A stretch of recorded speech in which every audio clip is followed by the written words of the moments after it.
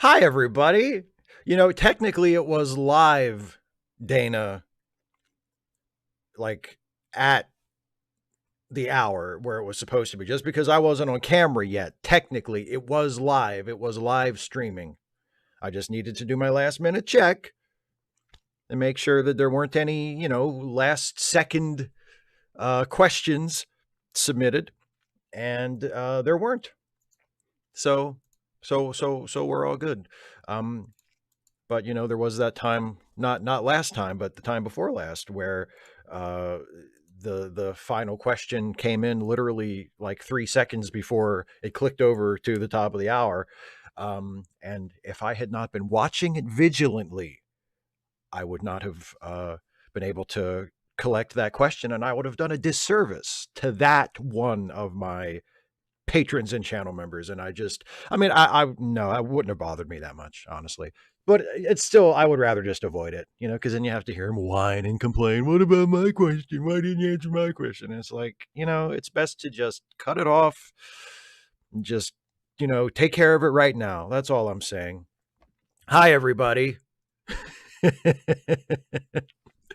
um, so as always, I'm taking one last look at the live chat. Hi, everybody in the live chat. I'll get back to you when I get through with the patron and member questions, which I'm about to turn my full attention to for the first portion of the show, which I always do. So if you have anything for me in the live chat, if you have something you want to say to me or a question you want to ask me, or if you are going to be generous and throw in a super chat or something like that you would like me to acknowledge, I always try to go back and acknowledge super chats that filtered in, if there are any, while I'm doing the patrons and member questions. But just in case, so I don't miss it, if possible, save that until I turn my full attention to the live chat, which will be after I get done answering all of these questions here from my wonderful Patreon patrons. So let's begin, shall we? Let's start the show. I think that would be nice.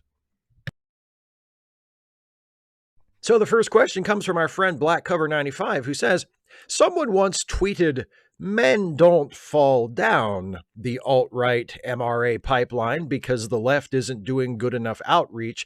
They choose to subscribe to fascist ideology because they have an investment in maintaining their position in the social hierarchy, and the liberation of other groups threatens that. To which someone else replied, I cannot stress enough how important it is to understand that 12-year-old white boys on Twitch are not being pulled into fascism because of some Machiavellian desire to preserve and expand their privileges. It's because the right talks to them and the left doesn't. I'm curious to hear your take on this matter. What do you think? I'm trying to think. Like, I was fortunate when I was that tender, impressionable age. I was fortunate that although I did go down a right-wing road for a little while, I never went far enough down that I, got involved in what would have been the equivalent of the alt-right back then. You know what I mean? Like, I never became like a far right conspiracy theorist, anti-government militia, blah, blah, blah. Like, I never held, even when I was in my young Republican phase, I never held the least bit of sympathy for people like that. I always regarded them with derision and mockery.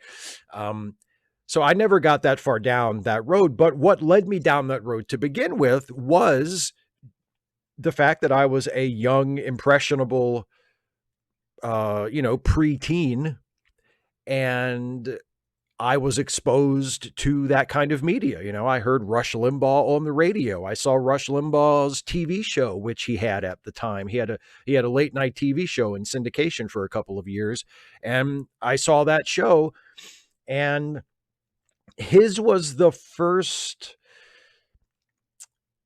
It was the first example of someone not just giving me the news like I would see like on in a newspaper or read on the nightly news, but actually giving me an opinion on the news, not just telling me what happened, but what he thought about it. And that made a big impression on me. So I suppose following that line of thought, if there had been a left-wing equivalent of Rush Limbaugh who was as accessible to someone my age at the time, maybe I would have not gone down the Rush Limbaugh road. I would have gone down that other road.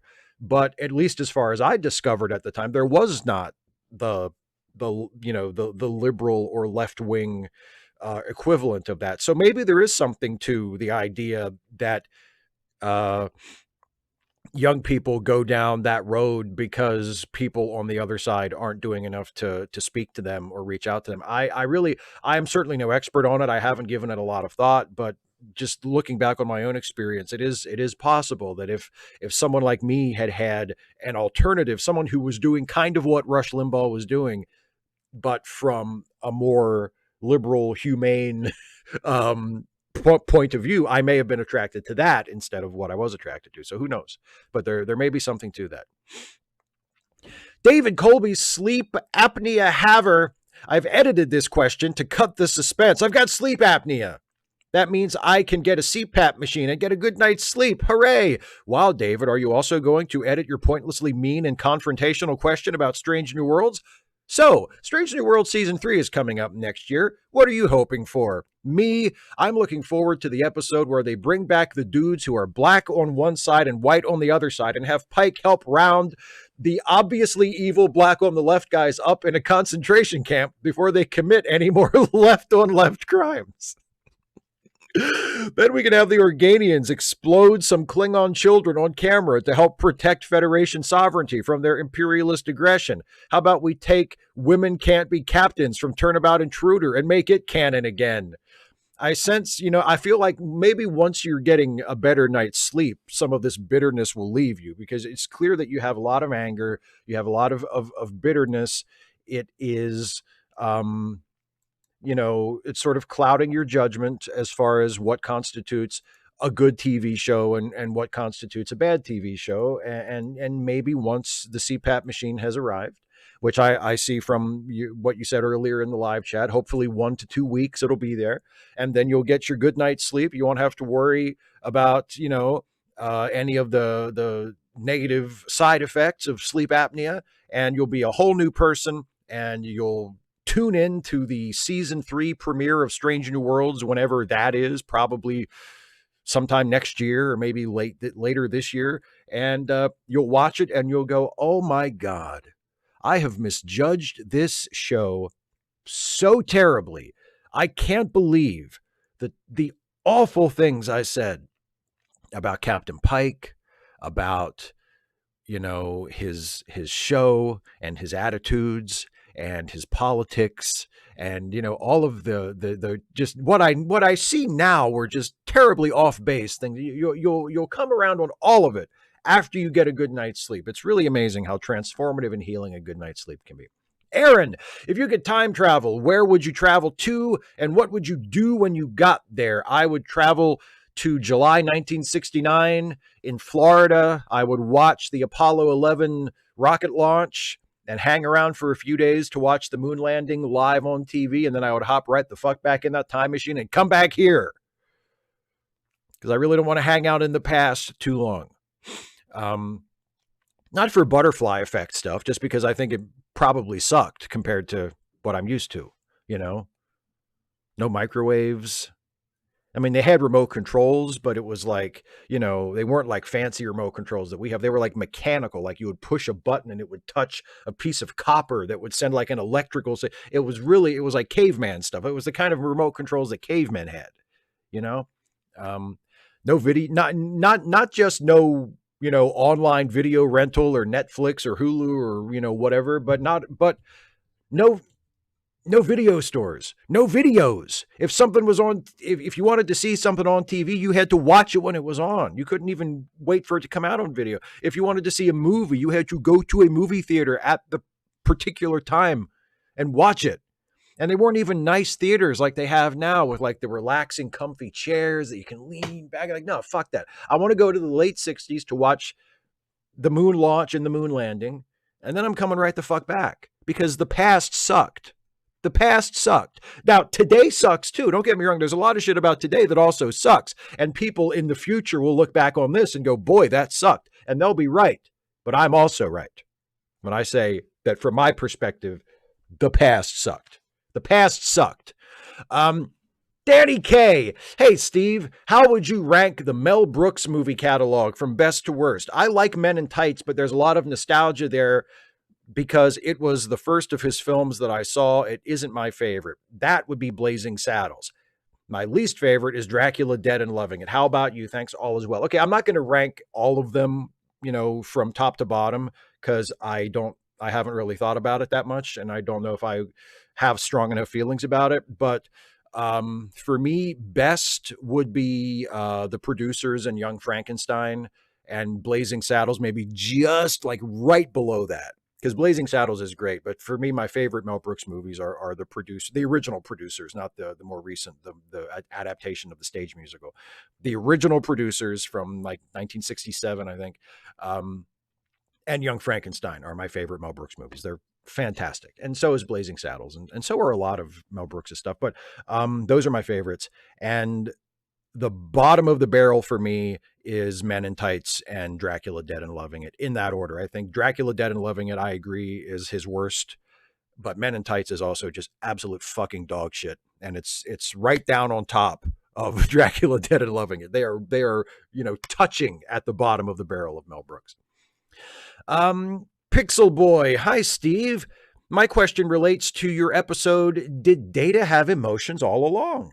I liked your video, but at the same time, I think it missed the mark. My belief is that Data was capable of emotion from the moment he was activated, but his creator put software barriers in place to prevent him from feeling any emotions. You only need to look at what happened to Lal to see why. As soon as Lal felt emotions, her positronic brain collapsed. Dr. Sung probably encountered the same problem during his Android R&D. And his solution was to build androids like Lore and later Data that had their emotional potential suppressed. And once they accumulated enough life experience, they would receive an emotion chip that simply removed those barriers. That way, their chances of experiencing emotions without suffering a cascade failure in their brains was increased. Thoughts? It's an interesting idea that you've come up with, and you've obviously put a lot of thought into it. My only problem with it would be that it is not supported by the text. Now, I don't really, if you think it's a good idea, and thinking of it, imagining that is the case increases your enjoyment of Star Trek, then, don't let me tell you that you're wrong. But strictly speaking, it doesn't seem supported by the text. Lore has emotions. Lore does not have, quite the opposite. Lore does not have his emotional potential suppressed. Lore is quite emotional. So that's kind of a hole in it. And also, there are, Lal experiences emotion as a side effect of her brain failing, like it's not that the emotion causes her to undergo a cascade failure and ultimately die. It's that her positronic brain was imperfect and unstable. And as that happened, as her brain began to fail, she experienced emotion as a result of that. So I think you've got the order of events mixed up there. But like I said, it's all made up anyway. If you care about interpreting the episode in a way that is closely in line with what is established in the episode, if you want your interpretation and your theory to be supported by the text, then I don't think you've got it. But if you don't care about that, then yeah, I think that's a neat idea. I feel like that's something that you came up with on your own and added to it for your own purposes or your own enjoyment, and that's completely fine. But I don't think it lines up with what we see in the actual show. Oasis, the Cody crybaby. Still trying to figure out what I need to do with those McNuggets. Hey, Steve, now that we know what the main event of WrestleMania is going to be, I want to know what your thoughts have been over the last couple of weeks. Some believe it was fully a work. Others believe it was a case of WWE being forced to steer into the skid because of an attempted TKO power play. What do you think happened? By the way, side note, have you figured out what needs to happen with those McNuggets? I'm still kind of confused. Well, first of all, as far as the McNuggets go, I don't care what The Rock tells me to do with them. I'm going to eat them. They go in here. They don't go anywhere else. They don't go in any other holes. The McNuggets go into the mouth hole. That's the food hole. That's where the food goes in. The other hole is where the food comes out. You don't put food into that one. You put food into this one, and it comes out there. That's the way it works. So I don't care what The Rock wants me to do with my McNuggets. I know exactly what I'm going to do with them. All right? Fucking Rock. I believe that it was a case of WWE having to make an adjustment. I think that their initial, and I have no idea how long they have planned this. Some people have speculated that The Rock coming in on SmackDown a couple of weeks ago and taking Cody's spot was something that they or The Rock himself came up with and then convinced the creative in WWE to go along with and used his newfound position on the board of the parent company to kind of push it through. That was done as a way of trying to compensate for the Vince McMahon lawsuit and the absolutely horrific allegations made against Vince McMahon recently that have cast a shadow over the company, and wanting to do something big to kind of get out from under that. And also the fact that CM Punk was supposed to have one of the marquee matches at WrestleMania this year, and he's not going to make it because he hurt his arm, so he's out. And also they apparently had big plans to do something with Brock Lesnar, and now Brock is out as well because he is also implicated in some stuff related to the Vince McMahon allegations. So they cut ties with Brock as well. So they lost some expected star power for WrestleMania this year, and The Rock came in and said, I know what we'll do. We'll do me versus Roman Reigns, and that'll be the biggest match ever, and that'll save WrestleMania. And it didn't take, because after the initial shock and excitement of The Rock being there wore off, people thought, oh shit, no, fuck this. We don't want The Rock. We want Cody. Cody's our guy. You've been telling us Cody is the guy for the last 2 years. He won the Royal Rumble 2 years in a row. We like Cody. We like the story that you have told with him, that he wants to win the title for his dad. He wants to win the belt that they took away from his dad in the garden, right? What a great story that honestly they should have done. They should have done last year. Cody should have beat him last year. But they didn't do that. They decided, let's wait a year and do it at WrestleMania 40. Okay, well then fucking do it. We don't want to see The Rock do it. We want to see Cody do it. And so they had to pivot. I think the plan was to do Rock versus Roman. And when the fans just completely rejected that, very smartly, the company and The Rock said, okay, we need to make an adjustment. Let's go back to Cody and Roman, and let's turn The Rock heel and fit him in somewhere else, related to this somehow. And we still don't know exactly what that's going to be, whether it's going to be a Roman and Rock versus Cody and Seth tag match on night 1 of WrestleMania, or maybe they'll still do Rock versus Roman, but that'll be night 1, and then Roman will win, as he should anyway, and then Roman will defend against Cody on night 2. Who knows where they'll go, but The Rock is going to figure into it somehow, but they're still going to do Cody versus Roman, which I think they should. That's what they should have done all along.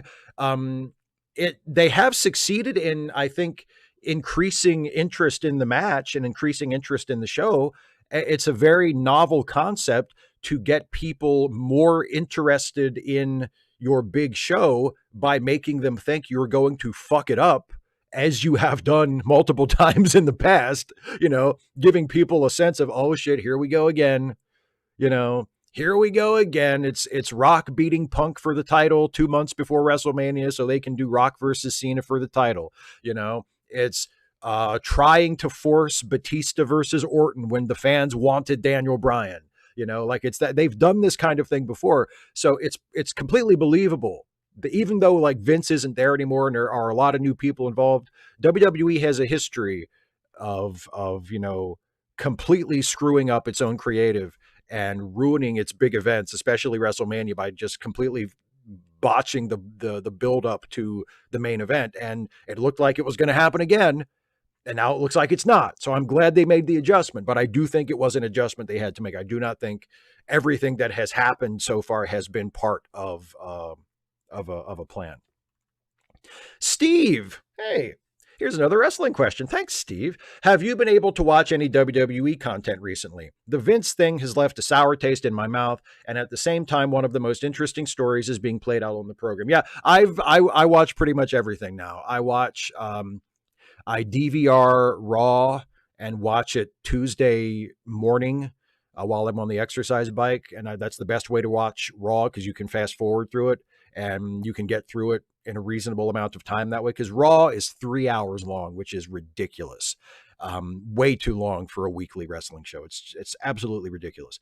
But if you DVR it and watch it the next morning, you can fast forward through it and you can get through it a lot quicker. So I do that on Monday.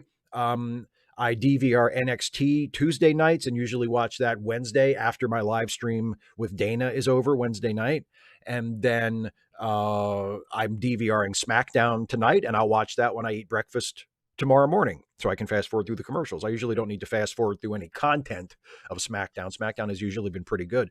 But yeah, the Vince allegations are appalling and horrifying, but they haven't really affected my enjoyment or my ability to watch WWE wrestling because I made peace with what a piece of shit Vince was a long time ago. Like, even though the specifics of the allegations are kind of shocking, and the fact that he was so brazen about it and got away with it for so long is kind of shocking. But the fact that Vince would do something like that doesn't shock me at all. Like, Vince has always been a horrible person, you know, and to me, part of being a conscientious wrestling fan is acknowledging Vince McMahon is a horrible person. And it's not just that his supposed genius as a creator or a producer or a promoter is grossly overrated, which it is, but it's also that he as a human being has always been absolute fucking garbage.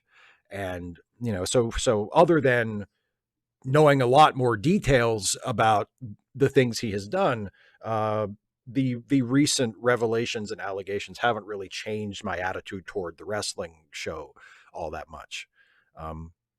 So yeah, but yes, I'm watching a lot of it.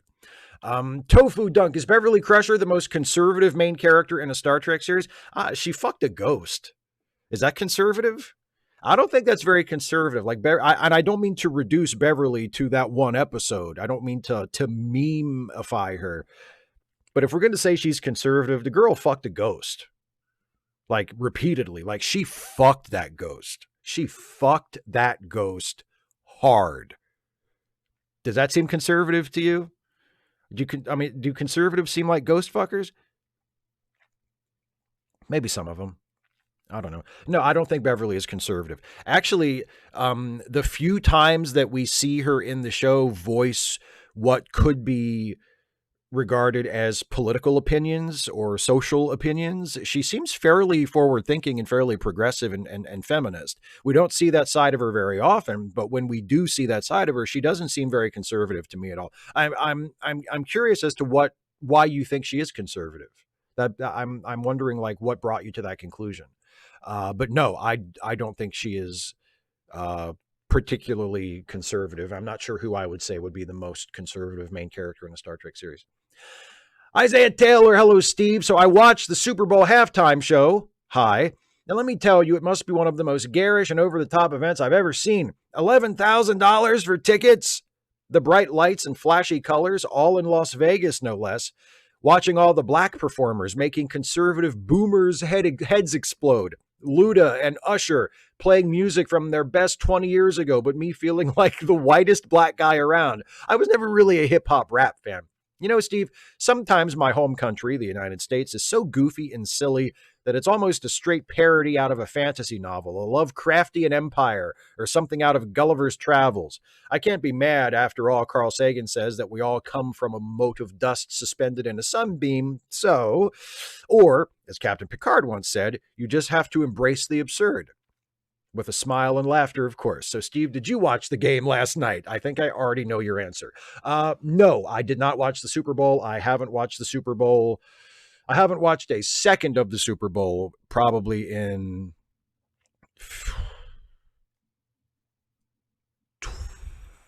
26 years. 26 years. 26 or 27 years. When I was a senior in high school, I went to a Super Bowl party that a friend of mine was having because I just wanted to hang out with my friends. I didn't care about the game back then either. My deeply felt ambivalence toward football has been with me for a very long time. Even back in high school, I was like, fuck football, fuck it, fuck everything about it. But I went to, to hang out with my friends, and I had a great time hanging out with my friends and barely paying attention to the game. And that was the last time I watched any of the Super Bowl. So no, I did not watch the Super Bowl. I didn't watch the halftime show. I don't give a shit about any of it. I continue to resent how popular it is, you know? But I'm glad you watched it and had a good time. And I'm glad that the halftime show was good. And if it made some conservative heads explode, so much the better. I do think you're onto something about the United States being one of the, being a land out of Gulliver's Travels. I haven't read any Lovecraft, so I can't speak to that with any, with any education or expertise. But there are certainly some Swiftian qualities about our current state of affairs in the United States. I think you're onto something there. Marge Irene Buttercup. Hey, Toots. The music world is reeling from the untimely death of one of this country's greatest artists, a man with a guitar who spoke for the common man and reminded us all of what it really means to be an American and a patriot. No, not Toby Keith, you putz. I'm talking about Mojo Nixon. Do they teach nothing in public schools these days? The Woody Guthrie of the Reagan era. If you somehow aren't familiar, you should at least check out his cover of This Land Is Your Land. And if you have a lick of sense, you'll check out the rest of his oeuvre. And before long, you'll be screaming great googly boogly and generally making a righteous fool of yourself. So what are you waiting for? I would love to, but I have been listening to the new Billy Joel single on repeat for the last 2 weeks. Agent Meister, who plays outlawed tunes on outlawed pipes. Peldor Joy, Steve. There's no such thing as bad ideas, just bad execution. That is a phrase I heard in relation to writing a while back, and it's always stuck with me. Or as Roger Ebert put it, it's not what a movie is about, but how it's about it. An example of this would be Batman. The idea of a masked vigilante dressed as a bat to fight crime can give us either A, The Dark Knight, or B, 2022's The Batman, good execution, or B, Batman and Robin, or Dawn of Justice, bad execution. Now, I haven't a creative bone in my body, but I'm aware that you know a thing or six about writing, so I'd be interested to hear your takes on the hypothesis that there are no bad ideas. Also, how many cans of soda would you go through over the course of an Ask Away? One or several? Just one. Actually, I've had this one sitting here the whole time. I haven't even taken a sip of it yet. Oh, so good. Just one, though. I only have one here. I don't have like a mini fridge within arm's reach, so I bring one into the room with me before I start the show, and that's what I got. No, I think that's mostly right. I won't go so far as to say there are no bad ideas. I'm sure there are some ideas, some premises for stories that are so miscalculated and misbegotten that they just should never be attempted by anybody, no matter what your angle is. But those are definitely the exceptions. I do think that I've said that Ebert quote many, many times myself. I think that's a very wise observation, that it's not what a movie is about, but how it's about it. Execution matters a great deal. Does it always matter more than the inherent idea? Maybe not, but most of the time I think it does. I do think you can take what seems to be a not so great idea for a story and turn it into a good or even great story through your execution. So I do think execution matters quite a lot.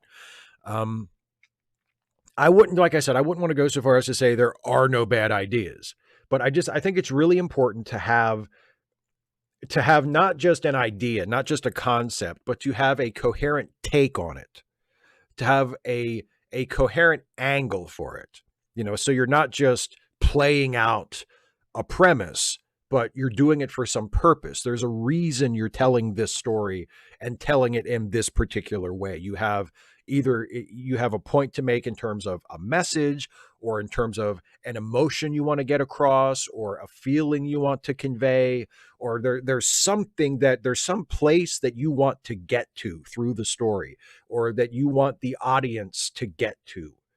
That is your reason for doing this, rather than here's some things that happened to this character for some reason, right? I think that's really important. And if you have that kind of a meaningful take on the material, and you are skillful enough to execute it well, the quality of the underlying source material is not as important to the success of the story as those other factors. So yes, I think in general that is a good principle. General Contact Unit Problem Child. Is it reasonable for me to be mad at my dad for this? Last week, I had a near-death experience. I had a bug and couldn't eat for days. I stupidly decided it'd be okay to have a drink. The combination of low nutrition and a relaxant caused me to have a seizure and my heart stopped. I spent 2 days in hospital on a drip. I was expecting to go home on the third day, but they said they wanted to keep me another 24 hours. Shortly after I got that news, my dad helped me to the bathroom. While I was in there, my doctor walked by, and Dad decided to make an arrangement for me to be released right away if I came back in for tests later. The thing is, I was happy with the arrangement, but Dad set it up without my consent and actively ignored my yelling through the bathroom door that I wanted him to wait for me to come out. Part of my autism is bad organizational skills, so I regularly let family deal with stuff like my finances or medical care, but I'm an adult and they should at least have to get my sign off. Well, first of all, I'm so glad you're okay. I'm sorry that happened to you. That sounds incredibly harrowing. And I'm glad you came through it, and that, okay in the sense that you're still alive. Hopefully your health is improving and you're doing well, but man, that's a hell of a story. I understand why you'd be upset. I mean, I do think maybe you're putting your dad in a little bit of a no-win situation because, as you say, he has, or family has, taken care of that kind of stuff for you in the past. So he probably assumed that was what he should do in that scenario. And he did arrange for something that you were ultimately okay with. So I don't know how mad you should be with him about it, but I understand if, just the idea of don't make decisions. If I feel up to making a decision for myself and I feel strongly about it and I'm capable of doing it, I would prefer that other people don't make decisions for me, or if my dad proposes the arrangement and that sounds okay with the doctors, like, at least come to me for confirmation before you decide on anything. Like, I think that's completely reasonable too. And I don't, think that there's anything wrong about you being upset about that. But given past circumstances and the fact that that is a thing that your family does for you, at other times, I would say, maybe don't be that mad at your dad about it. If he thought he was doing what you would want, or thought he was doing what, the kind of thing that you have been okay with him doing in the past. But I understand why you would be upset about it. Sure. Yeah, absolutely. I would probably be a little upset about it too. Even if it got me what I wanted, I might still be like, I appreciate your help, but just, from now on, clear it with me first. It is me in the hospital. It is me who almost died, just clear it with me first before you go and make these decisions, Some random geek with no clever title this time. What do you call that? You don't think that's clever? I guess not. Update on Joey Fire Lame Deer's situation. Feeding South Dakota has visited once a month, and they are back on EBT, but still need money for food. The current electric bill is $2,000. They made some payments, but still need money for food and whatnot. They have water now. They have 2 space heaters and a combo coffee pot, grill, toaster oven to cook on. Their health isn't too good and don't need PT anymore. If they can get a past bill paid off, they can qualify for a 1-bedroom apartment in low-income housing. There is an organization trying to help them getting some part-time work. The original money in the GoFundMe is gone by now. They hope to get enough from the GoFundMe to pay off the rest of the electric bill and other bills, as well as to have money for food. I will put the links in chat right now. The status update is in charity links too. This update is of February 5th, and periodically Joey has gone silent online. Lack of internet access is my guess. Thoughts on private property? Like how you snuck the question in there at the end. Well, first of all, yes, anybody watching this, please make use of the links that Geek is putting in the chat, I presume right now or already has, and also charitylinks.page, which is linked in the video description to help out. But thoughts on private property? I have no problems with private property as long as private property ownership is not allowed to take precedence over human rights and people living in our society having access to what they need to have a healthy, comfortable life. And I feel like that's the balance that we have gotten, completely out of whack. I would be completely fine with people owning private property. I would even be fine with people owning private property that they don't actually live on themselves, but that they use as an investment opportunity or to generate income, as long as that property were taxed appropriately and that the revenue generated from those taxes would be reinvested in the communities so that the entire community would benefit from the value of that land, not just the person who owns it. The person who owns it can benefit too, but everybody else should not be made to suffer or go without because, a wealthy investor has bought up the most valuable land and has decided to use it for some purpose that does not benefit the general community, but only benefits them. Thomas Paine had this concept way back in sometime in when he wrote The Rights of Man in the 1790s, I think. But it's in Paine's The Rights of Man, the idea that landowners or landholders, as Paine liked to call them, because they hold the land and they are claiming the exclusive right to develop that land and enrich themselves through the value of that land and whatever value that land generates, in exchange for being allowed to do that, they should be expected to pay a tax based on the value generated by that land that will then go to benefit the rest of the community. I don't see anything unreasonable about any of that, but unfortunately we we have not embraced that system. I wish we would. Mari Ziller, can I request a topic for a Trek Actually for a vote? Sorry if this isn't the right forum. Is Chief O'Brien actually the most important figure in Starfleet? I think you'd have a lot to say given his left-wing ideology, which I share, his character arc, his well-written nature, and just watching you dunk on a Lower Decks joke about him, even though I like Lower Decks because I'm human and we're complex and full of nuance and self-deprecation. But seriously, it would be good to explore this character and the mythos that has built up around him in the fan base, and to give Colm Meaney some attention as an example of a throwaway extra who made it to a major character in the franchise. He's not the only one to do that, so exploring that side of the franchise would also be fun. Still watch your videos as soon as they come out, and not just the Star Trek ones. Glad to be a Patreon. Thanks for the work. Well, thank you so much for being a supporter for so long, and thank you for saying that, and for saying that you watch my videos as soon as they come out.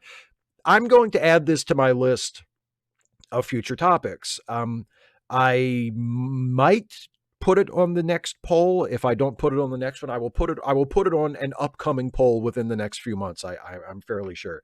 But the way you describe the idea of taking that, what to me was just a completely meaningless line from an episode of Lower Decks. Like, it's just a completely arbitrary, random, kind of like a riff on that meme of O'Brien in the transporter room, of like he just stands there in a transporter room by himself all day, and then the Lower Decks joke is the most important Starfleet officer ever, Miles O'Brien. It's like, all right, Jesus, write a joke, just write a joke.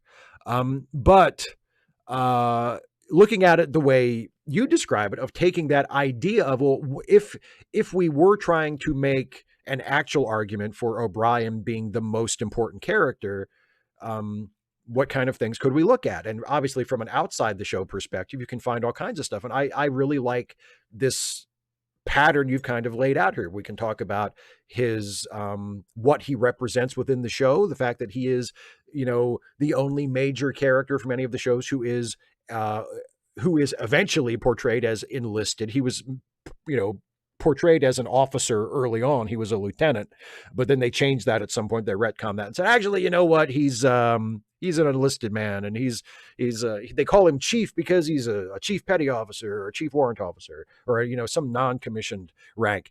And he's the only major character to have that, to be a non-commissioned member of Starfleet. So that's important. The fact that he is unambiguously and proudly pro-union, and the fact that he has this traumatic war experience that has affected him and left him with some lingering prejudice toward Cardassians that is not good, but that is part of him because of his experience, and that the show, both in TNG and in Deep Space Nine, addresses and makes part of his character and makes it something that he is aware of and has to deal with. And, the fact that he's one of the few regular characters in any Star Trek show to be married and to have a family who are present in the show. And there's all kinds of stuff about O'Brien that we could get into. So I think that's a really, really good suggestion. And I'm going to add that to my list of future topics, and it will definitely come up in a poll at some point here in the not too distant future. So thank you very much for the suggestion. And thank you for being a supporter. I really appreciate it. Stephen G. Clenard. Hey, Steve. Last Ask Away, some guy asked a Batman question using my "You're a DC Comics guy" format. Although I was flattered, and I'm not against others continuing the legacy, I would like to set forth some guidelines to ensure the integrity of the art form. First of all, the vexing question should be fairly absurd. The dumber, the better. This must be followed by proposing a new hero, villain, etc., based on the setup question, typically named a la literal restatement of premise man. Wording must be precise. Speaking of which, do you think this would make a good premise for a useless civilian ally, obsessively committed to recurring shtick man? OCTRSM is perfect for a hero making the leap to their own monthly title, as every lead character needs their own Jimmy Olsen to provide some comic relief or to require occasional rescuing. All you need to do is equip them with a recognizable personality quirk and diligently stick with it. Thoughts?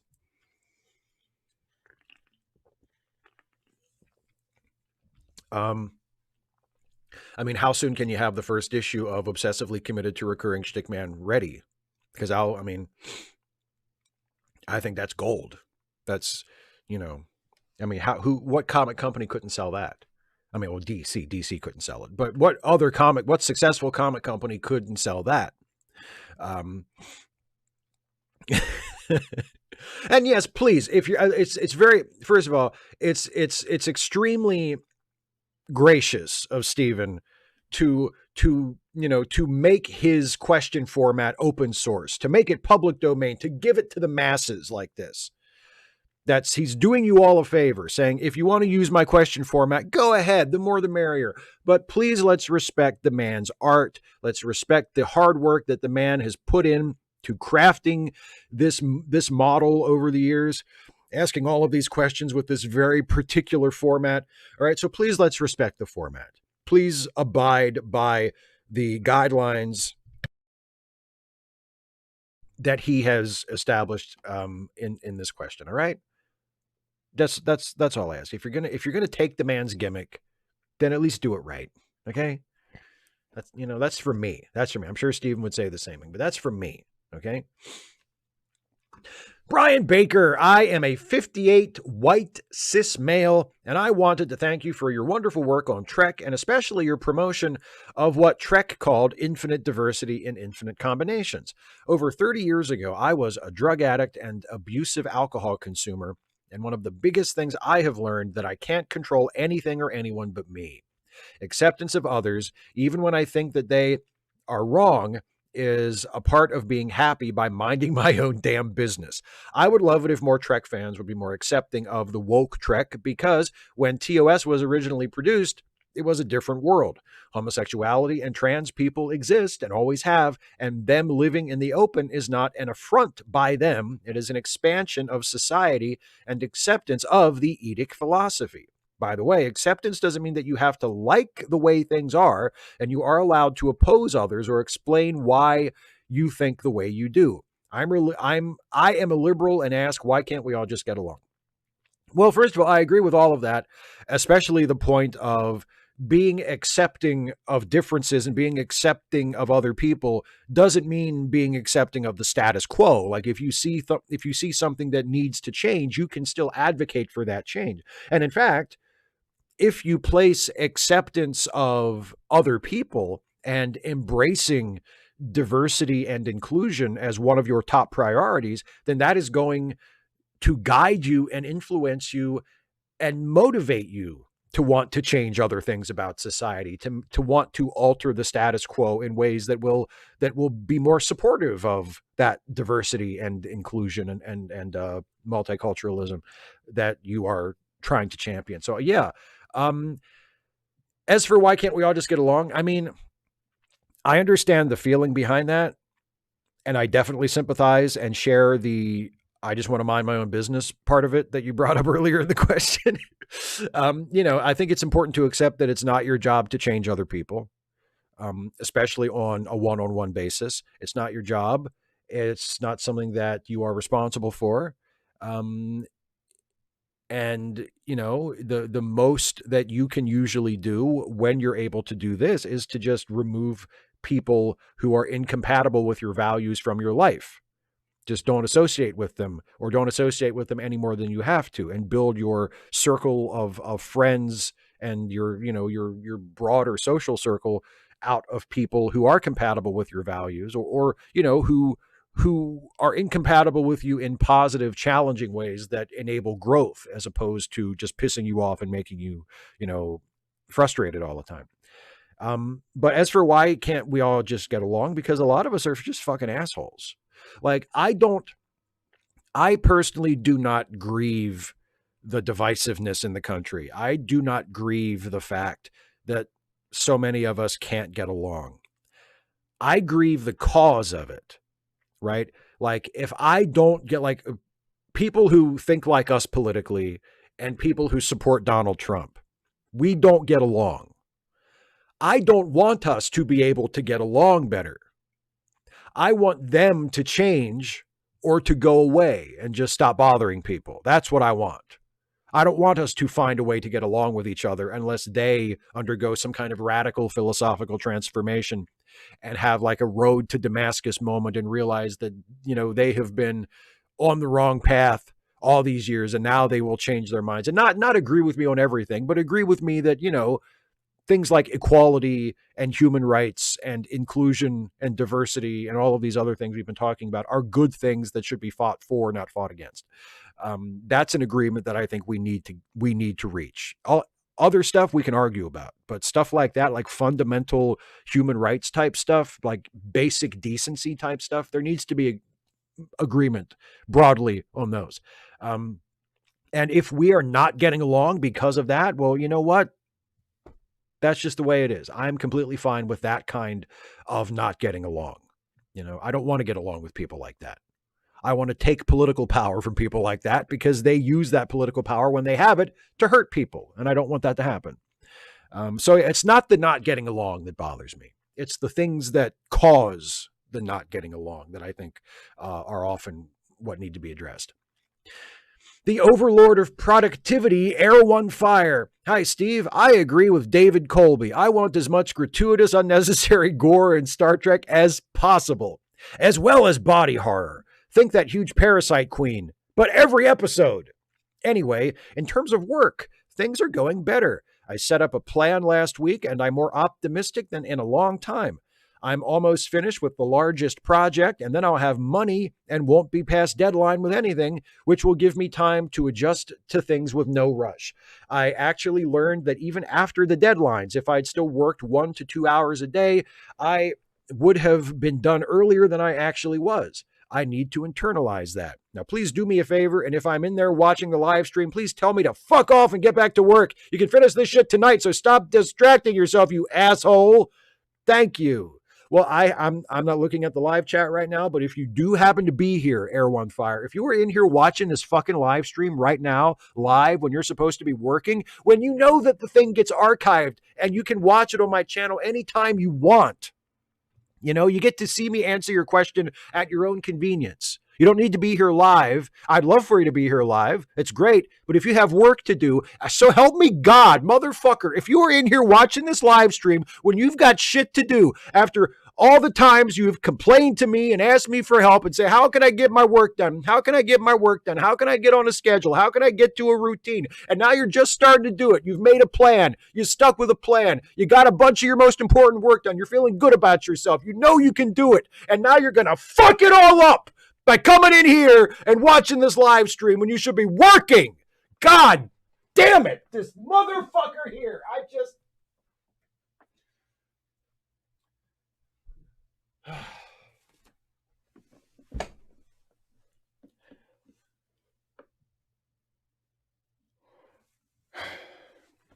Of course, if you're not here live and you're just watching this on recording later, disregard all of that. Baby, what is the airspeed velocity of an unladen swallow? I looked this up because I saw this question earlier when I was pasting it into my script. And I said, there's got to be a real answer to that. And I Googled it and looked it up.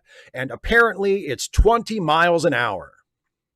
So you can do the conversion to whatever whatever system of measurement they use wherever you are from. But here in the good old US of A, we use miles per hour. And apparently the airspeed velocity of an unladen swallow is 20 miles an hour. I don't think they mentioned that in the movie because it's not very funny. Russell, hey, Steve, how are you? I'm sorry, I'm going to have to miss tonight's live stream. So I will ask TV show related questions. I do at some point want to come back and answer your question about why most needs to earn for basic essentials. Anyways, I've been watching Quantum Leap season, the new show, and spoilers for anyone not caught up on it. What is your overall view on the show? What stands out and what don't you like about it? I am surprisingly enjoying this show more than the original. Anyways, I will watch tomorrow and look forward to your response. P.S. Tell Stuffy hi for me. Stuffy! Russell says hi. Russell. He waved. So I've been watching the new Quantum Leap. I'm all caught up on it so far. I have really liked the story that they've told with Ben falling in love with the woman who he keeps meeting in subsequent leaps. I think that's a really well done story and one of the best things that the show has come up with so far, because it comes from the potential of the premise of the show, but it's also something that they never really did in the old show, the Scott Bakula show. So it feels of the show, but it also feels fresh and unique to this version of the show, which I think is great. And, you know, there's that wonderful, like, star-crossed lover thing about it where I like both characters. I think they're good together. I wish that Ben could be happy with her, but you just know it's not going to work out. You know, like it's not going to work out. And so there's an unavoidable sadness to it, you know, that makes it just really, really compelling. So I really, really like that part of it. I really like that part of it. But, you know, my main problem with it is the same as my problem in the first season, which is I don't give a shit about any of the Project Quantum Leap stuff. I want the show to be about Ben and what happens during his leaps. That's the heart of the show. That's the core of the concept of the show. That's what the show is about. That's what makes the show the show. The stuff in the present day about Project Quantum Leap and they stole a microchip from an evil rich guy and now the evil rich guy found out about it. And, you know, it's like, I'm sorry, I don't give a shit about any of this. I like these actors. I think the performers are doing the best they can, but they're playing roles and involving themselves in plots that I do not give a fuck about. And that to me are just filler to take time away from what the show should actually be about, which is the leaps. Like, I want the entire show to be Ben on the leap. I don't want to see Project Quantum Leap. And not just because that's the way they did it in the old show, because the heart of the show, it's like you don't watch Star Trek and you watch, oh, let's see, what's going on with Captain Picard on the Enterprise. And then, for about 15 minutes every episode, let's check back in and see what people are doing on Earth. Like, who gives a fuck? The show's not about people on Earth. The show is about the people on the ship. And Quantum Leap is about Ben quantum leaping through history. So don't stop showing me stuff about what happens at Project Quantum Leap. I don't give a fuck. All those people could die. I wouldn't care. I want to watch Ben on the leaps. And that part of the show, the actual show, has been very good this year. And I've liked it. So I hope they continue to veer toward that and away from the stuff that I don't give a shit about. Kara Hughes. Hi, Steve. This is my very silly question, which has nothing to do with Star Trek in any of its iterations, but I merely wanted to ask one question that you may or may not be able to answer. Why shouldn't you wear white after Labor Day? Not an earth-shattering question, I have to admit, that whenever it's been referenced in films, I've always wondered why. Hope you're keeping well, Kara. Well, I hope you're doing well, Kara, as well. And, non-Star Trek questions are always welcome. There's more to life than Star Trek. I'm happy to talk about things other than Star Trek.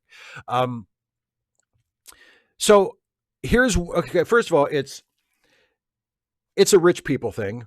The whole not wearing white after Labor Day. It's a rich people thing, and therefore can be ignored because who gives a shit what rich people do or what rich people think? All we ask of rich people is that they pay their fucking taxes. After that, they can do whatever the fuck they want. Obey the law. Obey the law and pay your fucking taxes, and then the rest of us will get off your back, rich people. You can do whatever the fuck you want. So not wearing white after Labor Day. So wearing white, that is a reference to summer clothes and to wearing like lightweight sort of linen fabric clothes during the summer so that when you're out and about on your rich guy vacations in the hot weather, you'll be comfortable and cool. So rich people have separate wardrobes for the summer and they wear their summer clothes, right? And then Labor Day comes in September. And that is the symbolic end of summer and beginning of fall, even though actual autumn doesn't begin until later in September. But culturally, Labor Day has become kind of the end of summer and the beginning of autumn. So after Labor Day, you're supposed to not wear your summer clothes anymore because that would be considered an ostentatious show of wealth, right? Because you're showing everybody that, you're rich enough, you could still take a summer vacation if you wanted. You could take a late summer trip and still wear your summer clothes if that's what you wanted to do, because that's just how rich you are.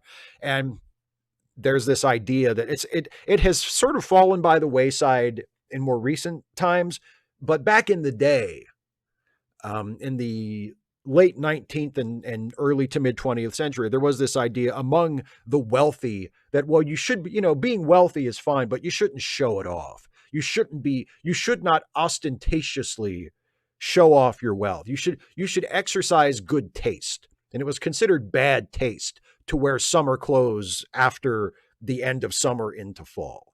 It was considered a sign of bad manners and low, a lack of sophistication.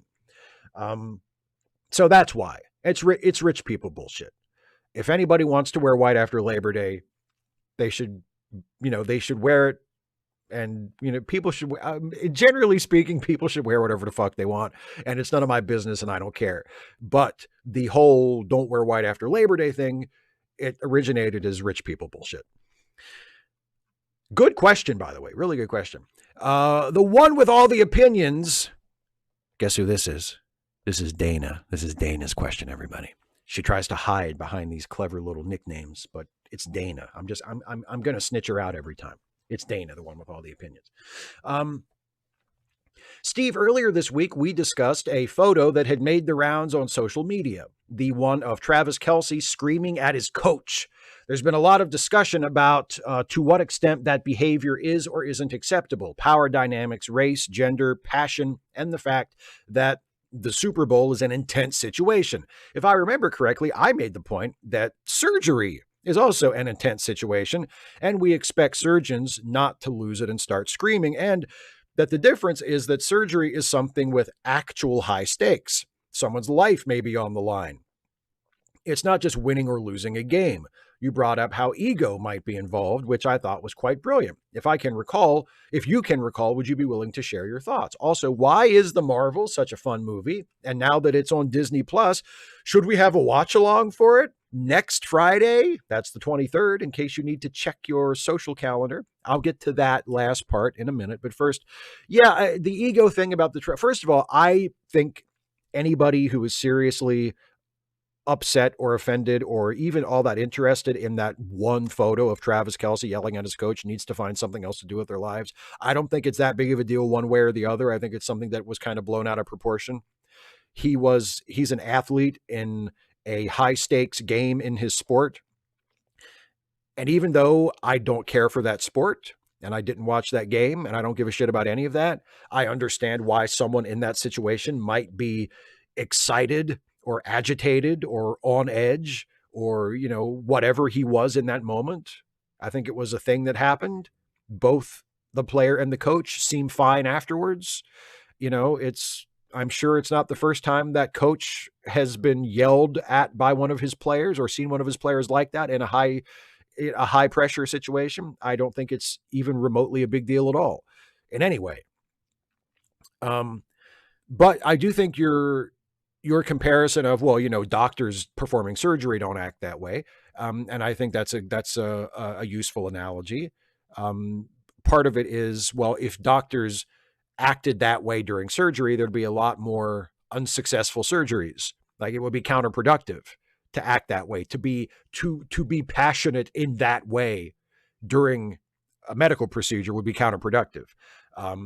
And my point about the ego was, if you're a doctor, even if you're an egotistical doctor and you want to be thought of as a great doctor, right? Well, great doctors don't lose patients. Great doctors perform successful surgeries if they are surgeons. So to perform a successful surgery, you need to center the patient. You can't center yourself. You need to center the patient.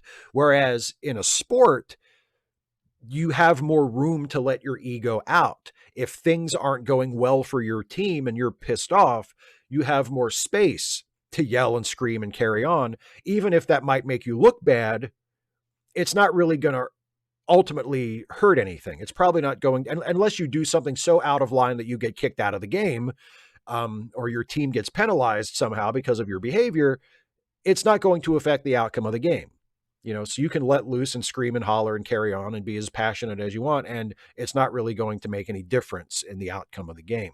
So you have more space for that, And yes, I mean, the stakes of the Super Bowl are high within the context of football, but it's not life or death. Like, they're kind of imaginary high stakes. I mean, yeah, there's a lot of money involved, but it's not life or death. Nobody's going to die because they lost the Super Bowl,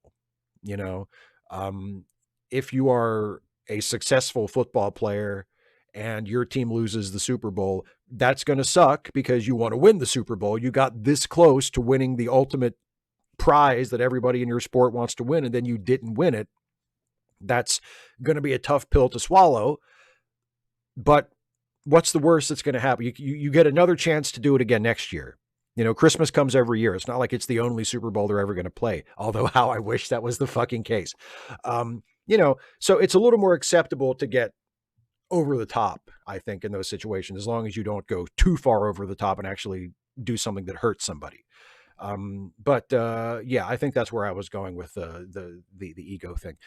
As for the Marvels, well, we can talk about what makes the Marvels such a fun movie next Friday if you want, Dana, because I think it would be a great idea to do a watch along to bring back our occasional series of movie watch along live streams that we have done a few times in the past, the back row. So let's do another back row live stream a week from tonight. Dana and myself and any of you who want to watch, fire up Disney Plus, and we'll all watch the Marvels together next Friday starting at 6 p.m. Eastern. How about that? Let's make a date. Let's do that. That sounds like a great idea. And after we've all watched the movie together, we can talk about what we think of it and if we indeed, as I believe Dana and I are in agreement, having both watched the movie ourselves already, that it is a fun movie, that it is a good movie, we can talk about why we think so then. And people in the chat who agree or disagree with us can discuss it accordingly. John Burns, and this is the last question. John Burns, Trump probably won't win the election, but if he does, if his last term is any indication, he won't be invading Canada. His last term, he renegotiated the trade agreement between Canada and the U.S. I'm sure you read up what was changed, right? I'm sure that was interesting reading. You'll have to ignore soccer during his term, as he did bring the World Cup to North America. Anyway, strangely, he might cost the GOP so much money, he'll just spend his term paying off debts. Agree? Enjoy your weekend. What did you give up for Lent? Not a goddamn thing. I didn't give up a goddamn thing for Lent because I am not a Christian and I don't observe Lent. But, if anybody observes Lent and they gave something up, I hope you got whatever you wanted to get out of that. I don't think, I'm perfect. I have no problem ignoring soccer. The fact that they're going to play a World Cup game here in the United States isn't going to make any difference to me at all. I'm not going to watch it, just like I didn't watch it when they played it in any other country. But as for, he might cost the GOP so much, he'll just end up spending his term paying off debts. The judgment that was issued against him today, in the fraud case, he was fined $364 million. And that's on top of what he was already ordered to pay in the E. Jean Carroll case. So he's racking up some pretty serious debts. People are saying that in order to pay these off, and of course to appeal in a civil case like that, to appeal against that kind of judgment, you need to put up a bond in the full amount. So I'm sure Trump will want to appeal, but if he wants to appeal this ruling that just came down today, he needs to come up with the $364 million first and put that up so he can make his appeal. And if he wins his appeal, he gets it back. But if he doesn't, then he has to pay it. He loses it. So he's going to have to come up with the money. And people are saying, it's going to wipe him out. He's going to have to sell off a bunch of his property, that his days as a real estate mogul or someone who likes to pretend he's a real estate mogul are basically over, that this is going to financially break him. So if he doesn't win the presidential election, and my God, let's hope he doesn't for all kinds of reasons, he is facing, probably even greater financial ruin than he faced 20 some odd years ago when he declared bankruptcy. And as the great Buddy Rogers said, in the early 60s, when he was the NWA World Heavyweight Champion and then went on to become the first ever recognized WWF champion, the original Nature Boy, Buddy Rogers. To a nicer guy, it couldn't happen. So, and no, I did not read the updated trade agreement. But you're right. I do think you're right, John. He probably won't invade Canada. Probably. Anyway, that's it for the patron and member questions. Thanks, as always, to my wonderful patrons and channel members for the awesome questions. Some really good ones this time. Now, I will turn my full attention to the live chat in just a minute. But first, it's that time once again. It's time for a brand new Stuffy and Friends short. I'm going to show this to you, the world premiere right now on Ask Away, a brand new Stuffy and Friends short. It will go up as a standalone YouTube short on this channel tomorrow, but you get to see it first thing right here, right now. Please enjoy a brand new Stuffy short.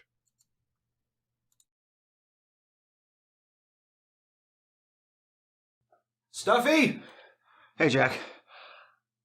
I think we're on the brink of a serious crisis here. Is this a real crisis or an imaginary one, like the time you forgot to flush the toilet 2 times in a row and thought you had Alzheimer's disease? I don't remember that. So what is it? I'm not trying to alarm anyone, but out with it, damn ya. I can't find the old sneakers I wear to work in the yard so I don't mess up my nice new sneakers. What the hell's that to us? I thought you were irrationally obsessed with all the trivial details of my life. No. Oh. Did you check under your bed? 4, 3, 2, 1. Found him. You're a bloody wizard. Ta-da! Stuffy, right? What are you going to do? Anyway, let's turn to the live. I love to see people excited for Stuffy. That's great. Stuffy is my favorite. So I'm glad that you all enjoy Stuffy as well. Kara, we are doing the Marvels next Friday, so the 23rd. Same starting time as this live stream. The next Friday at 6 p.m. We'll do a Marvels watch along.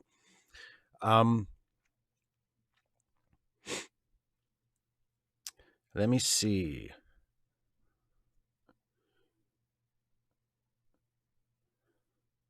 Ranter Matt says, what do you think of the X-Men 97 growing backlash of making Morph non-binary, whining that X-Men is too woke? X-Men was always woke, like people complain about Star Trek. Yeah, I agree. It's people complaining about stuff that if they actually paid attention to the show or the comic and got what it was trying to say, they wouldn't be complaining. Yeah, it's a combination of genuine ignorance and manufactured outrage, just like with Star Trek and Star Wars and the rest of it. Dana, who was Jack's last line to Stuffy, because Stuffy predicted that I would, find my shoes. Care, it was a good question.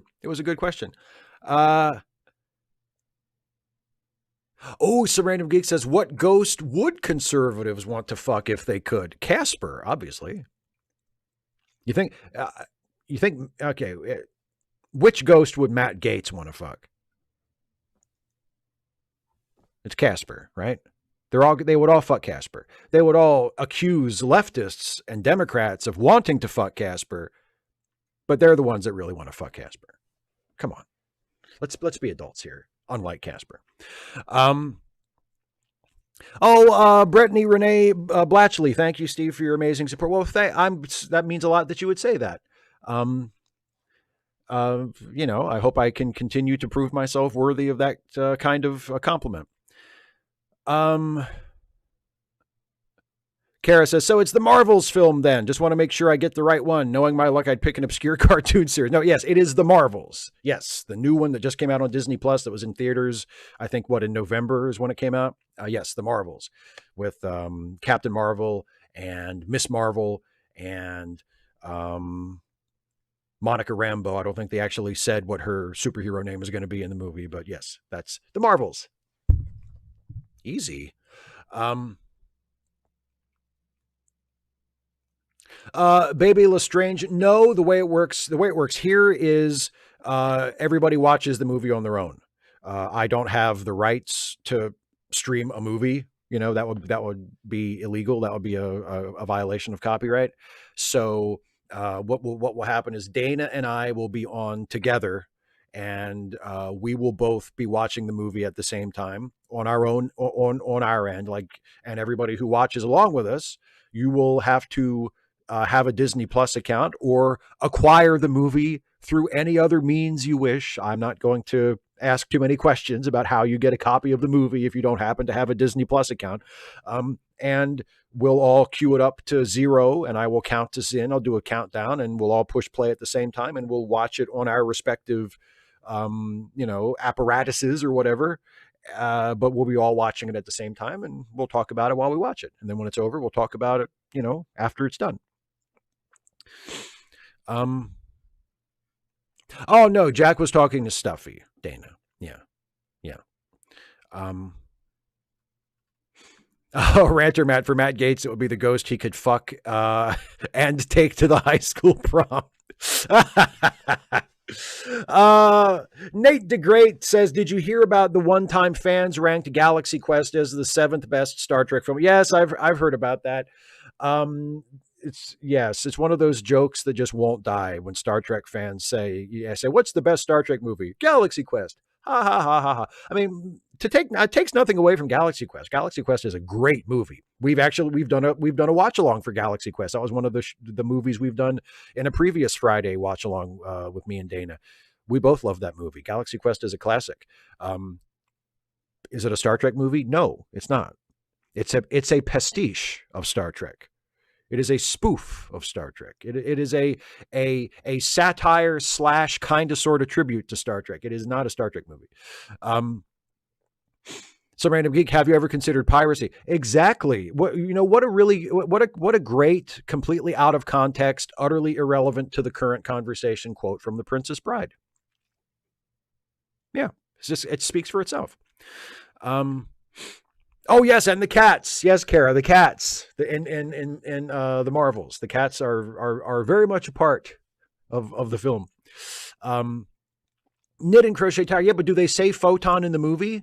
I don't think. Do they ever say her name is going to be Photon in the movie? Because I don't remember them settling on it. I think they talk about it. It's a kind of a running gag with Miss Marvel where she keeps trying to come up with a name for her, but I don't think they actually settle on it. I know that's her name.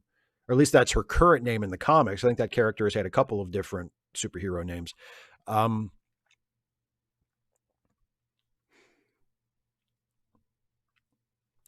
Daryl Lett says, I've been prepping my house for spring cleaning and we'll start it tomorrow when I get home, as I'm off work for a week and like to do it in the winter. Do you ever do spring cleaning? Not as such, no. I clean as I go. I don't have like a big seasonal clean that I do. I just kind of clean when I see that it needs done. Philip Kehoe with a super chat. I went to see the Marvels to support Iman Vellani because she was so great in Miss Marvel. It was nice they included her family in the movie too. Yeah, she is so good. She was great in Miss Marvel, and she was, by the way, I missed a super chat from John Burns earlier who says, Travis Kelce said, this is SETI Alpha 5 from that Star Trek movie. But yeah, she is so good. She has, I mentioned this on Twitter, and I'm sure I will remark on it when we get to these parts of the movie, when we do the watch along next week. She has the funniest, terrified laugh that I have seen in a very long time. The first time she busts it out in the movie is when she sees Goose eat somebody for the first time, and he's like right next to her, and she's on the alien ship, and the tentacles come out of his mouth, and she sees like this cat just swallow a guy whole. Her absolutely unrestrained, horrified scream is so funny. It's incredible.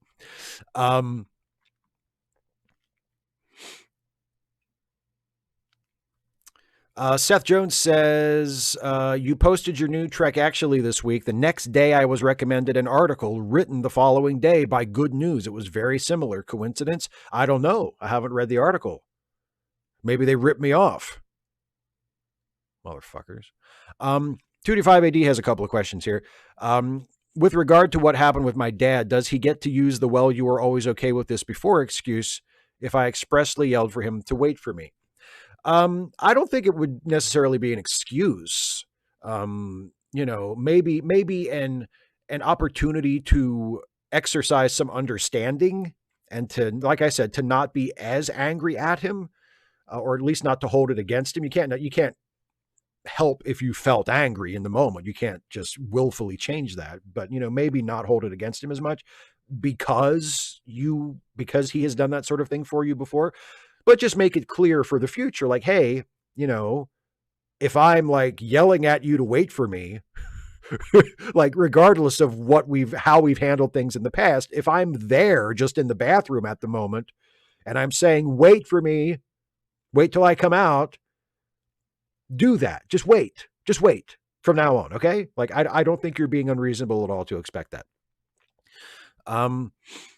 And 255, he also says, did you like Star Trek yet when you were in your young Republican phase? If yes, how did you square that in your head? Yes, I did like Star Trek already. And I think the fact that I liked Star Trek is one of the things that allowed me to emerge from my young Republican phase, because Star Trek does teach you values that are completely adversarial to the values of conservatives.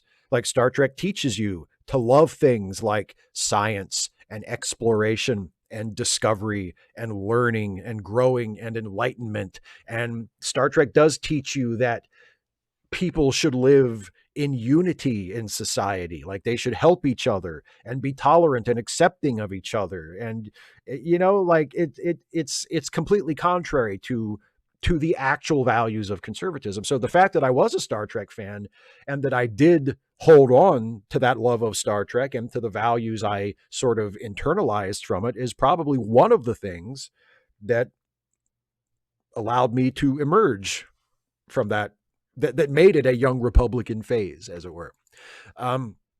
Super chat from Isaiah says, I made a meme of Taylor Swift and Travis Kelce kissing and added the end phrase, my friends, we've come home at the bottom. Oh, that's funny. I dig that. That's funny. I dig that a lot. Oh, sorry. I accidentally hid you, Isaiah, but I undid it. Yeah, sorry. I clicked the wrong thing. Nothing personal, but I undid it.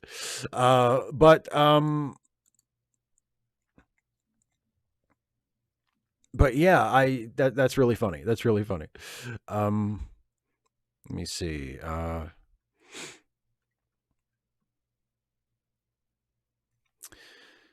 Sereno Geek says, would you agree that right-wing media is more profitable?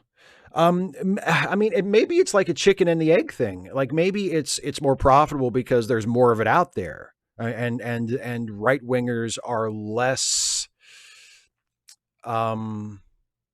sheepish about putting that kind of thing out there than progressives are. We've talked about it before, and I've talked about it a lot on videos before. Like, maybe the most frustrating thing about the Democratic Party is that the Democratic Party, at least the mainstream Democratic Party, the establishment Democratic Party, is still obsessed with bipartisanship. And the Republicans haven't given a shit about bipartisanship for years. Like the mainstream establishment of the Republican Party, not just the extremists, the party itself does not give a single fuck about bipartisanship, does not give a single fuck about flipping any Democrats to their side. They don't give a shit. And yet the Democrats are still like, well, we don't want to go too far. We might alienate the moderates. We might alienate we're never going to get any Republican votes if we don't do like, motherfucker, why? How many houses need to fall on your heads before you realize that you are playing by rules that the other side left behind long ago? Oh, Daryl, I can delete any super chat. I can do anything I want. I'm God on this channel, but that was an accident. Sorry about that, Isaiah.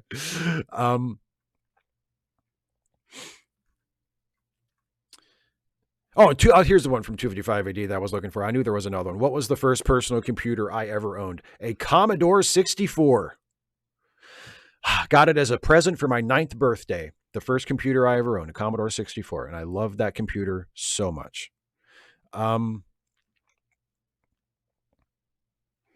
Philip Kehoe says, I think part of the problem with Star Trek Voyager was an over-reliance on event episodes like Year of Hell. Well, not just that. The fact that they would do event episodes like that didn't matter because nothing stuck. Like things that happened in Voyager episodes didn't matter because nothing would change in the next episode. And Year of Hell is the ultimate example of that because they literally hit the reset button at the end of that. I think I've said before, at that point, I stopped watching Voyager for a while because I was just so frustrated with it. I thought, if the people making this show don't care about what happens in this show, and apparently don't want me to care about it because they just did a whole ass 2-parter about all of this stuff happening, and then they erased all of it at the end and said, never mind those 2 hours you spent watching. Even the characters won't remember it. None of this actually happened.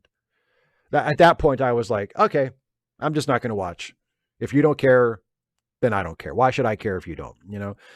So it's not just the event episodes. It's that kind of stuff. It's doing things in the show that you would think would have some kind of repercussions or lead to some kind of character development or evolve the show in some way. And nothing matters. Doesn't matter. It doesn't matter. Nothing matters. That was a big problem.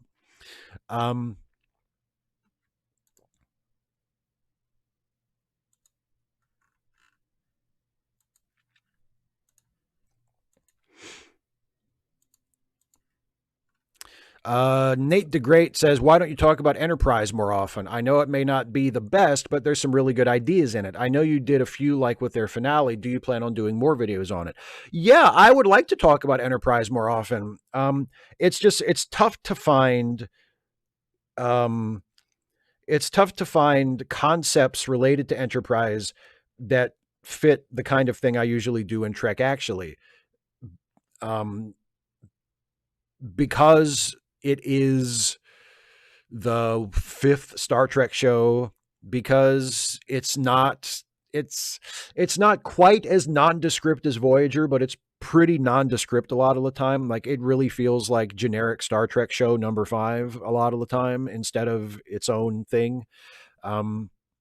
So, but yeah, there have been episodes of Enterprise that I've devoted videos to, and I've been able to think of an interesting premise for a video that made use of an Enterprise episode. And I'm not avoiding it intentionally or anything.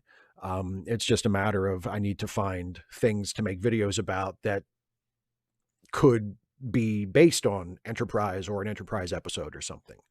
And I have a few in my list that, hopefully I'll get to do at some point.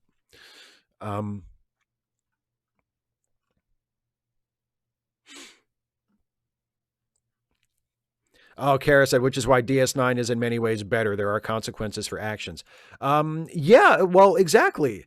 And again, it's like the interesting thing about Deep Space Nine is, I think people who haven't watched it recently tend to remember it as being more serialized than it was. It actually wasn't a terribly serialized show. There are a few arcs, there are a few runs of episodes where they're very closely connected. They're very serialized. They're almost like, a two-parter or a three-parter or a four, or I think at the end of the series leading up to the series finale, there's a final arc that the writers wrote as a continuous arc that's like 6 or 7 episodes. And even that, like within that arc that was designed to be a continuous thing, the episodes are more or less standalone episodes. Like, they're not to be continued type episodes where you're left hanging at the end. So the show is not nearly as serialized, even when it was relatively serialized, as people remember. But what it did was, things that happened in Deep Space Nine episodes mattered in future episodes.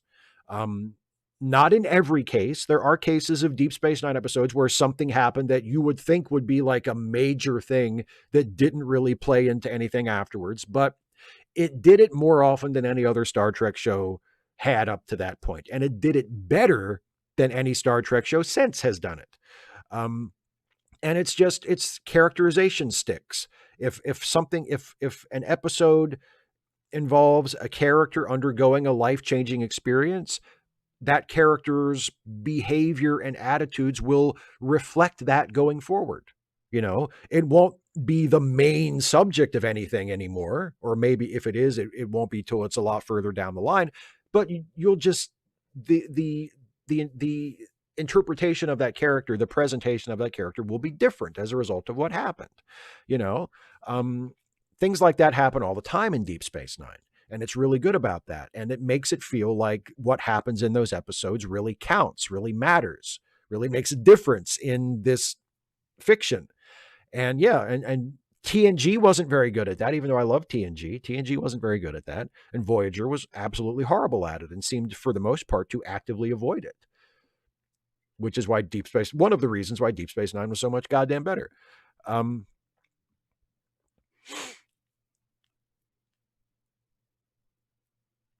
Well, but see, Ranter Matt, the way I look at it, Ranter Matt says, I wonder if the continuity issue with Voyager is the byproduct of their premise of the show, traveling back home. They don't hang around a given area, so races met are forgotten afterwards. I don't care about the races they meet.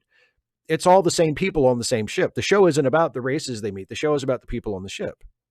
The people on the ship don't change. I'm not saying that I expect continuity from Voyager where like they meet the same aliens every week. I don't want that. I don't think that would be very good for a Star Trek show. I think especially a Star Trek show set aboard a ship that is traveling from place to place, you shouldn't see the same aliens over and over and over again. You should see different people that they visit in different locations every week. But the people on that ship are the constant. And they don't seem to change very much at all, most of them, as a result of being lost on the other side of the galaxy for 7 years. And even the ship itself doesn't change. It doesn't seem any worse for wear in the last episode than it did in the first episode. They don't seem to be running out of resources. They don't seem to be, they never seem to face any sort of hard times in terms of supplies or anything like that. Every once in a while, you'll see an episode where in the captain's log, Janeway will say, we stopped by this planet to forage for supplies. But that's it. Like, it doesn't really have any real effect on them. There's no pressure coming from the fact that they're completely on their own. And that, to me, that's a case where the premise should have lent itself to not necessarily serialized storytelling, but the kind of thing that Deep Space Nine did, where the events of the episodes made a difference. Maybe they do have limited supplies and it's not the central focus of any given episode, but it's something that is kind of mentioned in the background that we see developing over time. They're running out of food. They're running out of power sources. Maybe there are a series of skirmishes with violent aliens where members of the crew are killed, and eventually they've lost so many people that it becomes a challenge to fill positions that are needed to run the ship. Things like that. It doesn't happen. It doesn't happen. And with a premise of we're on the other side of the galaxy, we're cut off from all of our supply lines, from all of our normal resources. It's just us all by ourselves in unfamiliar territory. And it doesn't seem to wear on them at all, physically or psychologically. And that is a missed opportunity for story.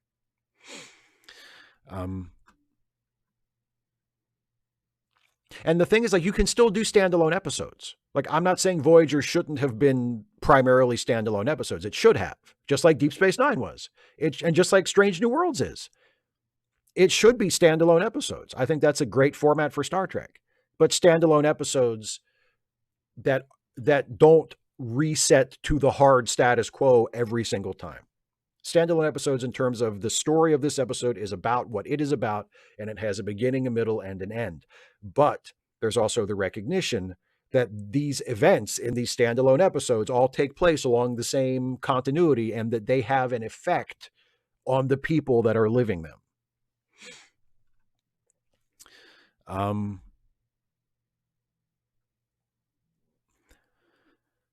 Kara says, my mom loved Deep Space Nine even when I said that Sisko betrayed the Federation. And my mom said, no, he has to make decisions you know nothing about. Smart woman, my mom.